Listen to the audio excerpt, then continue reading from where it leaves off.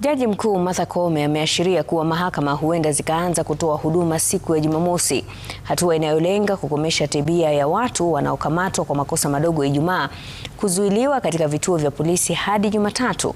Akizungumza wakati wa maadhimisho ya siku ya majadiliano baina ya Wakenya na idara ya mahakama, Koome amesema hatua hiyo itasaidia kupunguza kunyanyaswa na mrundiko wa kesi mahakamani.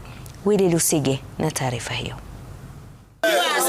Wakati wa maadhimisho ya siku ya majadiliano baina ya Wakenya na idara ya mahakama kote nchini, wananchi wamelalamika kuhusu upatikanaji wa haki mahakamani. Baadhi wakilalamika kuwa washukiwa sugu huachiliwa kwa dhamana kwa wepesi, huku wengine wakidai kutorejeshewa dhamana au dhamana ya fedha taslimu baada ya kesi kukamilika, mahakama ikijitetea vikali. Ikamaliza kesi, kwenda kuitisha cash bill niliambiwa ilienda kwa serikali.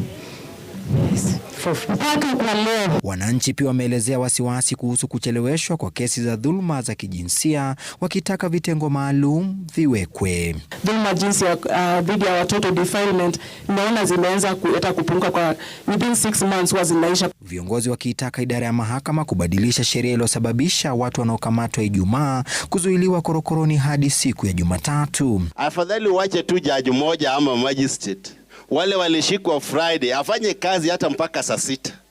Ndio hii tabia ya kutuweka ndani from Friday to Monday ishe, so that we don't use the court system to punish people who have not been proved guilty. Because unashikwa Friday usiku, saa zingine tumelewalewa hivi, umeshikwa na una bibi anakutafuta mpaka Monday, na inaleta stress.